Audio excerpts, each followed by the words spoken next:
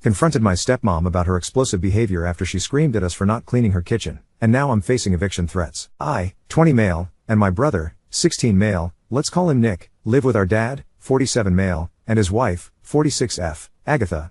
We moved in together in late 2022, and they got married in early 2023.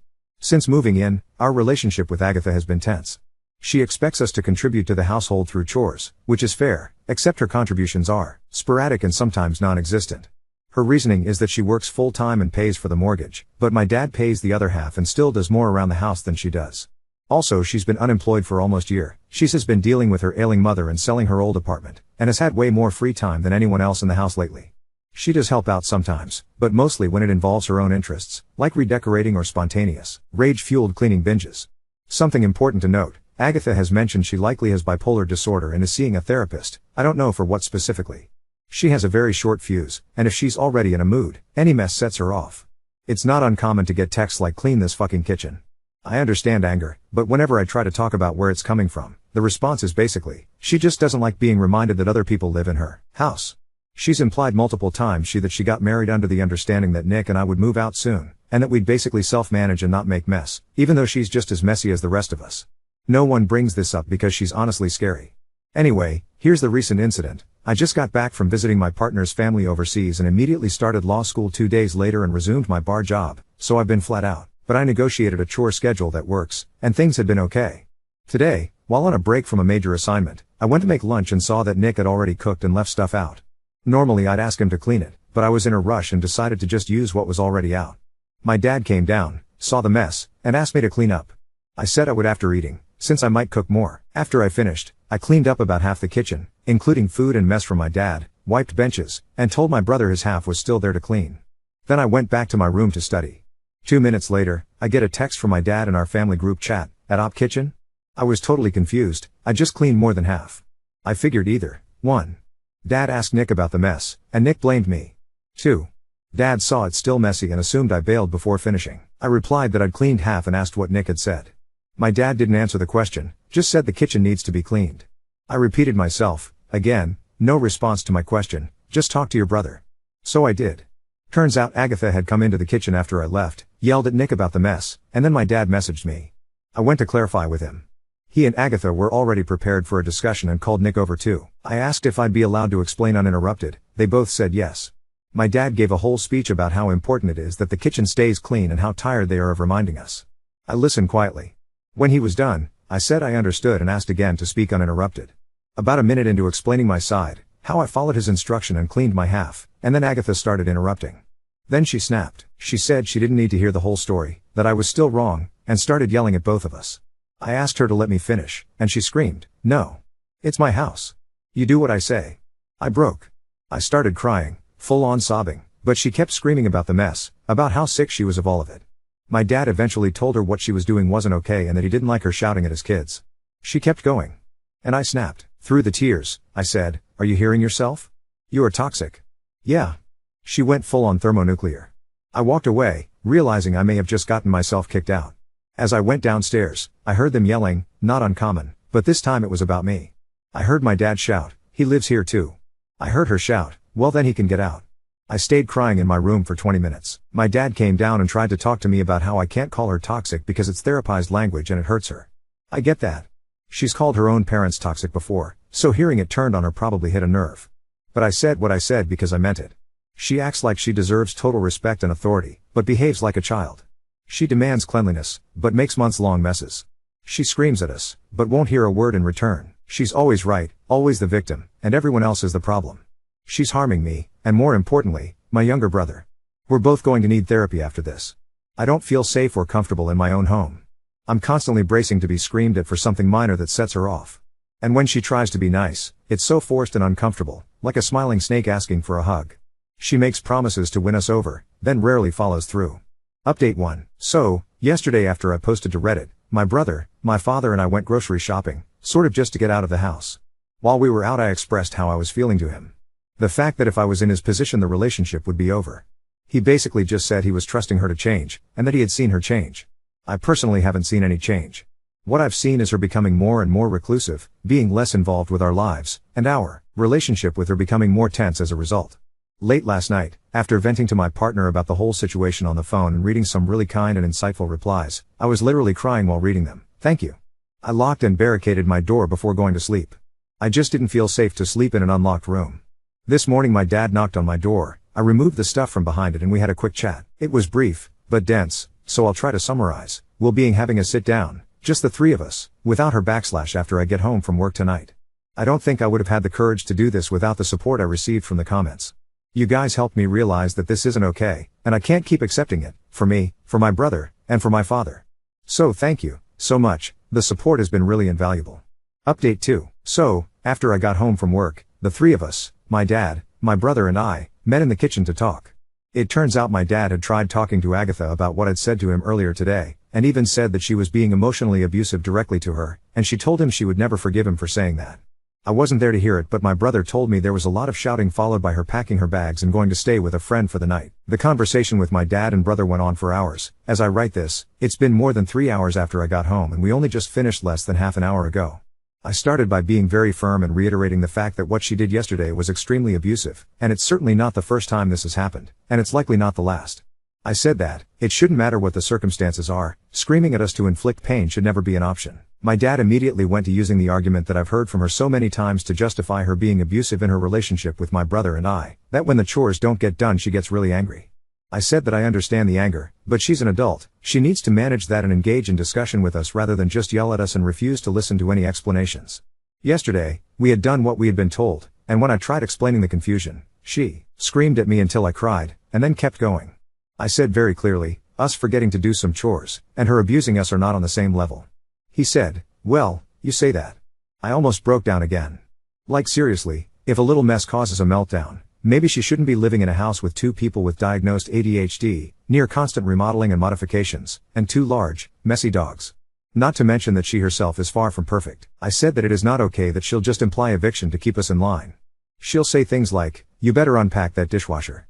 I pay for the roof over your head, you need to pull your own fucking weight in this house if you want to live here. She said this to my 16-year-old brother over dishes.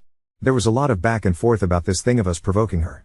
Eventually I used an analogy to try and explain it. If someone is in an aquarium with a shark, and they cut themselves, accidentally or not, and the shark enters a frenzy and attacks, the question shouldn't be, why weren't they more careful? There's a shark in there, it should be, who the F put that person in the tank with a shark? I think they got through to him. He asked me what I expected him to do. They're married, he can't just leave, and I asked, why not? What would need to happen for you to get us and yourself out of here? Physical abuse? One of us getting pushed down the stairs? Because that's the way it's going. After that, things shifted a little. It became much less oppositional discussion as he came to the realization of what had to happen. He did say that the 4 of us, including Agatha, would need to sit down and talk about what needs to be done. I don't really want to do this, and I'm honestly scared about seeing her again. The last time I stood up to her she didn't speak to me for a week and she used this glare that made me feel uncomfortable in my own skin. She only started talking to me again after I foolishly apologized to keep the peace. I feel quite sad for my dad. At this point he's barreling towards a second divorce, and his children are being abused by the person he loves. It's a tough situation for him to be in, but I have to ask how he didn't see it coming. The conversation ended with hugs, and my dad went upstairs to go to sleep. My brother and I kept talking, and eventually we started talking about how things were going with his girlfriend. He made a joke, and we laughed, maybe a little too loud, and I looked at the stairs almost out of instinct, expecting her to come down and yell at him to clean the kitchen and go to bed. I realized I don't have to worry about that right now. I really hope I never have to worry about that again. Again, thank you so much for the support. I'm not one to advocate so hard for myself, maybe one of those issues for therapy, but you helped me realize that I don't owe her endless chances to change, and the support from you guys has given me the strength not to back down again. Update 3. Agatha came home early the next morning, earlier than any of us expected. My brother and I woke up to the sound of her in the kitchen, slamming around pots and pans with an energy that instantly put a pit in my stomach. My dad works from home on Fridays, so he was already upstairs, tense but silent. Nick and I decided to stick together and went to downstairs to get breakfast, keeping our heads down but determined not to tiptoe around anymore. The family meeting was inevitable, but it ended up happening before anyone could formally call it. Agatha sat at the table, arms folded, glaring at us when we walked in. She jumped right in, no preamble. Are you both proud of yourselves? Do you like living in a pigsty? You make this place unlivable. My heart started pounding, but I noticed, weirdly, that she was almost trembling. It wasn't pure rage, it was like she'd been stewing all night and was holding it in by a thread. Dad came down and, to his credit, took charge before she could escalate. He said, we are having this conversation as a family. No yelling. We listen, all of us. Then, directly to her, if anyone shouts, we're done. Agatha rolled her eyes but didn't bark back, and that alone felt unprecedented. I went first. I explained, as calmly as I could, that the cycle, rage, yelling, silent treatment, emotional threats, was unsustainable and it needed to end, not just for Nick and me, but for everyone's mental health. I told her directly, you have a right to boundaries and to be heard. But so do we. No one in this house is your emotional punching bag. Nick backed me up, which was huge because he usually hangs back, and described how walking on eggshells was becoming his entire home life. Agatha actually teared up. For a split second, she just stared at the table. Then she started going off about her mom's health and money problems, but Dad cut in sharply. Excuses aren't a pass to hurt others. You need help, Agatha. Real help. Not just therapy once a month, but a serious commitment to change how you manage anger and stress in this house. Then came the nuclear option. Dad pulled out a printed list, yes, an actual printed list, of our house's problems, from chore confusion to communication black holes to boundaries. My dad. The guy who thinks go talk outside solves everything. He'd written out proposals, a chore chart with everyone's names attached to actual dates, so, no vague martyrdom from anyone, a weekly state of the house meeting, and, if Agatha screamed or threatened us again, she would stay somewhere else until she could have a conversation calmly. Consequence, she would actually need to leave. Her face went white. She blew up, not yelling, but rapid-fire accusations. You're all ganging up on me. This is my house. I'm the only adult here, I pay for everything, I have sacrificed everything for this family. At this point, I actually started shaking, but Nick just said, you have a choice now. Either we work as a family, or you go live somewhere you're not so miserable. The standoff lasted nearly half an hour, just silence, tears, and my heart doing drum solos in my throat. We stuck to our points. Dad refused to budge, to the point he said he would move out with us temporarily if Agatha couldn't respect the new rules. Agatha stormed off and packed another bag, saying she needed time to think. After that, the following completely wild and unexpected things happened all within 48 hours. He actually lined up a friend's spare room for all three of us, with dogs welcome, just in case. When he showed us the thread of texts, I broke down and hugged him. It was like he'd quietly decided, enough. My kids come first. If you'd told me last week my conflict-avoidant dad would be willing to leave his own house, I'd have said hell would freeze over first. The next night, Agatha's friend delivered a handwritten letter for my dad, with a PS to me and Nick. It was sprawling, emotional, and wildly contradictory. Apologies mixed with defensiveness, admissions of needing help but also claims we pushed her to the brink. She explicitly said she would check herself into a more intensive outpatient program for anger management and bipolar treatment as of Monday, and she wanted space to heal, for everyone's sake. While looking for a document Dad needed, Nick found iMessages from Agatha to her sister. She'd been venting for months that she regretted living with us and felt like she made a mistake marrying into someone else's family. She never planned for us to stay so long, which, to be fair, kinda matches what she'd told us before, but to see it written out hit hard. Worse, she was considering pushing Dad for an ultimatum, us or her. This destroyed any last shred of hope Nick had that we might all just get along. Dad got us into a therapist's office for a Saturday session, all of us except Agatha. For the first time, it was professionally, explicitly stated by someone trained, out loud, this is classic emotional abuse and boundary violation. Dad got visibly angry, not at us, but at himself. I didn't realize how bad it sounded until someone else said it. This changes now. When Agatha returned Sunday night, her bags in tow, my dad met her at the door and handed back her letter, marked up with boundaries he expected she agree to if she stayed, all that stuff from the house meeting, plus consequences enforced by him and, if needed, her friend or her family. It was awkward and devastating, but this time he was calm and not budging. She looked past him at Nick and me, genuinely sad, and then agreed that she would move in with her mom for at least 2 months while she pursued the therapy she promised. Dad told her outright that if she wanted any chance of staying with him after that, the abusive behavior stops permanently. All of this feels surreal. Nick and I spent the last 2 nights ordering cheap pizza, watching trash TV, and realizing this is the calmest our house has felt in ages. My dad told us he's committed to keeping things this way, and, for the first time, I actually believe him. I wish I had some neat, Hollywood ending. But real life is messier and slower. I don't know what the future holds for Dad and Agatha, but I know one thing for certain. I have my brother's back, and this house is finally, safe for us. I'll do another update if something wild changes, which, given our track record, is totally possible, but for now, thank you, all of you, for showing me our reality wasn't normal or acceptable, and that fighting for your own peace isn't selfish, it's survival. Update 4. Velp.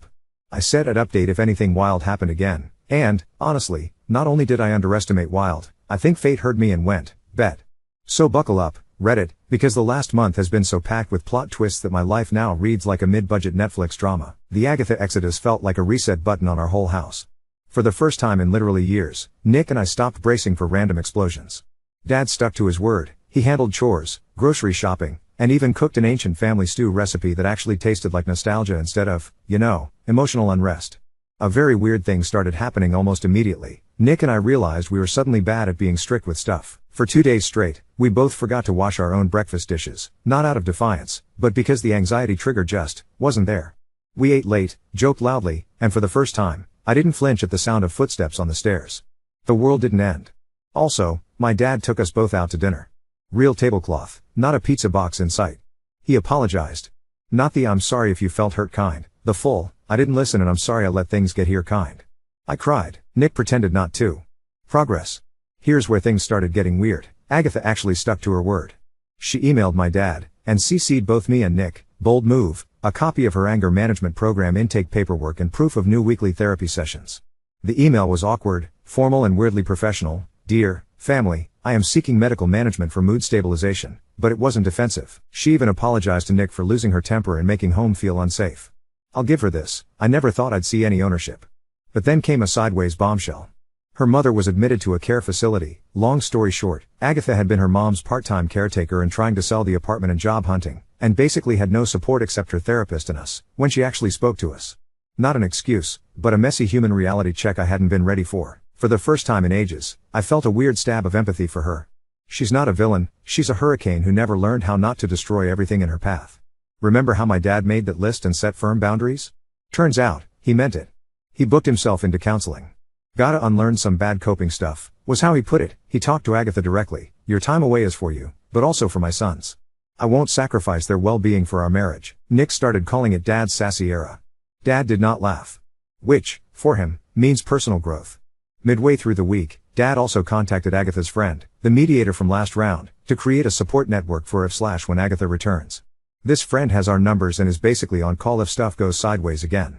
Third Monday night without Agatha, there was a weird banging on the front door at 2 a.m. Nick freaked, I freaked, Dad freaked, even the dogs freaked and the older one nearly tripped down the stairs. Turns out, it was Agatha's sister, who'd apparently been drinking and tried to fix things by showing up unannounced and demanding to talk to the kids she hurt. Dad, showing a sudden steel I didn't know he had, told her to leave and threatened to call the police if she didn't. She left, but sat in her car for 20 minutes. The next morning, Agatha emailed, again, to apologize for her own sister. That was, bizarrely responsible. Still, not the family therapy session I wanted. Major plot escalation. Nick, clearly feeling more stable, confessed he'd been skipping a bunch of classes in the last few months because he never knew when it was going to blow up at home.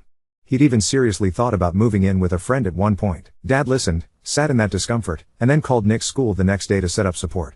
Nick's attendance is back on track, his grades are up, and he's even thinking about getting his first part-time job. 2 weeks after leaving, Agatha requested a video call with all three of us, her, Dad, Nick, and me, with her therapist present. None of us knew what to expect, but we all agreed. Holy crap, her therapist leading a family mediation session? That call was a new level of awkward. Think job interview crossed with reality TV confessional. But Agatha, shaky but calm, basically said, "I don't want you afraid to live in your own home. I will only return if you are genuinely comfortable with it, and if not, I'll make it a clean break. I'm sorry. I'm actually sorry." It felt real. For the first time maybe ever, she actually listened to us, didn't flinch when we talked about how we felt unsafe, didn't try to redirect blame. Her therapist even restated, "If you regress even once, emotionally, verbally, it's not a pause, it's over." We all agreed on a trial family dinner in a public place for 2 weeks out. No discussion of living arrangements or chores, just a meal, just people. It's the ultimate soft reset. Remember the list? Now it's an actual written household contract, drawn up by Dad with actual legalese bullshit. Each party agrees to the following conduct, under penalty of immediate removal. All of us signed it, including Agatha, digitally, over email. Dad framed a copy on the fridge. "If you can't agree to live like this, you can't live like this." They are so much happier. One no longer licks his own paws raw. The young one started voluntarily snuggling again. It's cheesy as hell, but even the animals felt safer. Last night was that public dinner. Agatha was subdued, not performative or fake nice, just quiet and awkward, and determined to keep eye contact. Nick only hid under his hoodie for half the night. I managed real, full bites of food the entire time. Wild. No one talked about going home together. We just ate, paid, and went our ways. We all agreed to reconvene in another month, as equals, not adversaries, and not under one roof, unless everyone is absolutely sure. I won't pretend everything's magically fixed. Maybe this is the beginning of a new chapter, or maybe we're just learning how to call the hard stuff what it is. But the screaming is over. Nobody's raising voices, or holding threats over doors, or hiding behind chore lists. Nick started calling home hours again, out loud, not as a joke. Dad has a therapist. Agatha's in genuine treatment. I finally feel like my brother and I have a future that doesn't require surviving someone else's mood swings. And the wildest bit? Instead of dreading the next big moment, I'm actually just okay with right now. However long this lasts, I'm going to remember how it feels to have a calm house, a supportive dad, a brother who makes me laugh, and, for once, nothing to apologize for. As always, seriously, thank you, Reddit. You gave me the toolkit, and the guts, to carve out this little pocket of peace. I'll update again if Agatha becomes queen of the underworld, or if my dad takes up interpretive dance or something, but, for now, consider this story signed, sealed, and, maybe, finally, delivered. Update 5. Holy hell, okay, y'all, I did promise one more update if things got wild. Well, we passed wild and zipped straight on into Surrealville. Strap in. After that last public dinner, things went weirdly smooth. The household contract stayed on the fridge, and Agatha was off at her mom's, actually checking in weekly with progress notes from her therapist. She even color-coded her anger trigger lists. Leave it to her to make trauma management look like an Excel spreadsheet. The first 3 weeks felt like summer after high school. Nick had friends over. Our house was suddenly the fun house because, no one was terrified. Dad discovered the slow joy of watching Great British Bake Off in peace. And I, revelation, realized my actual work output was up, because I wasn't going to bed like a hunted animal. Here's the fun subplot. Nick and I started fixing up the garden, partially because one of the dogs kept digging escape tunnels under the fence. Our neighbor, Mrs. Lee, noticed and began dropping off cuttings and cookies. This will be important later, stay tuned. New challenger approaches, Agatha 2.0? A month into the status quo, Dad got a text, from Agatha, of course, saying she wanted to drop by to pick up some personal things. We agreed, with clear rules, daytime only, someone else must be home, and she needed to text before she arrived. She actually stuck to it. When she showed up, she was subdued. The loudest thing about her was her migraine sunglasses. No drama, no tears. While grabbing her things, she noticed a huge stack of unopened mail with her name on it. Cue awkward silence. Now, plot twist, among the mail was an official letter from a local nonprofit. Agatha's mom had, apparently, quietly registered Agatha, and by proxy US, for a local family mediation and adaptive living trial run by the organization. It's some kind of weird pilot program mixing therapy, chores, and community work exchange. Dad's joke, is this wife swap for repair jobs? Weirdest yet, Agatha's mom had apparently told them we were a high-need, high-conflict household that loves animals and needs help with boundaries and DIY projects. The program lead called Dad that week, and while he was ready to burn the whole idea to the ground, Nick was weirdly excited. Maybe they'll let us keep the goats, was his logic. The mediation program, long story short, we, after a bunch of negotiating, agreed to try 2 weekends of this trial. Session 1, a specialist comes over with 2 volunteers, agricultural students, I kid you not, bringing basic gardening gear, materials for a dog play area, and a family conflict facilitator. We got assigned to different tasks, Nick and I with the dogs and outdoor fixes, Dad with the home office declutter, and Agatha, if she showed up, on the chore accountability team. Surprise, Agatha did show up, and actually spent 3 hours outside, in gloves, working, in silence, but not in a rage. By the end, she was so exhausted she just sat on the porch with us, drinking lemonade. No one yelled, no one even raised their voice. Just awkward, dog petting, tentative peace. Session 2, the next weekend, Agatha helped Dad build raised beds, and we had an actual group dinner, mediator present, still, like training wheels for basic civility. She was still stiff but not hostile. Nick's theory, giving her a shovel is cheaper than giving her a mood stabilizer. I laughed, Dad didn't. The final boss round, family court, almost, here's where our Netflix miniseries takes a wild turn. In between sessions, Dad got subpoenaed for a hearing regarding Agatha's mom's care. Agatha's sister, yes, 2 a.m. car sit sister, was contesting their mother's power of attorney, and had included statements about the emotionally unsafe home environment. As part of all this, we had to provide statements, to an actual court therapist, about whether Agatha had been acting out of stress or something darker. This was brutal. I'll spare you the legalese, but Nick and I had to submit writing about our experiences. Agatha's defense? She admitted, under oath, to poor emotional regulation at home, for which I am continuing to seek professional help. No minimizing, no scapegoating, not even blaming us for the mess. For whatever reason, maybe the mediators worked? Maybe she's finally spent? It was honest. The judge wound up recommending 3 further months of living apart, with progress check-ins and court-mandated co-op therapy. Agatha agreed. Dad agreed. Nick and I didn't even have to argue. Mrs. Lee, the savior of sanity during all this, Mrs. Lee, remember, our neighbor with the magic cookies? Invited our household to help organize her son's charity dog adoption day. Nick volunteered. Dad volunteered. I, of course, got roped in.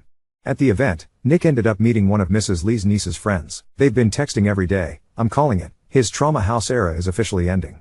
Dad smiled and even made a dumb dad joke in front of people without cringing. Agatha's latest message last Friday. Dad got a long email from Agatha. The highlights: she's been accepted into a 6-week intensive DBT, dialectical behavioral therapy, program. Her doctors are pushing for full compliance. She's asked that all communication for the next phase go through her therapist, up to, but not, including, us sending updates on the dogs or forwarding urgent mail. She won't consider moving back in at all, even to visit, until her therapist, our household therapist, and the court's mediator all give blind, written recommendations that she's ready. The finale: for now, the changes in our house have been huge. Nick's new semi-girlfriend, it's early, regularly hangs out, without any of us flinching about wrong shoes in the hallway. Dad bought a new shelf. Proactively. The dogs are world-class snuggle monsters again. I'm about to finish my first law school year, not thinking about an eviction at every turn. And just last night, Dad took Nick and me out for burgers. He handed us each an envelope with a family fund savings gift card inside. He said, for next time we want to celebrate, not just survive. Here's the wildest bit: the judge's written order, which I got to see, literally says, all parties are entitled to a safe, non-threatening home environment. Restoration of the family unit should only proceed on mutual, documented, voluntary consent.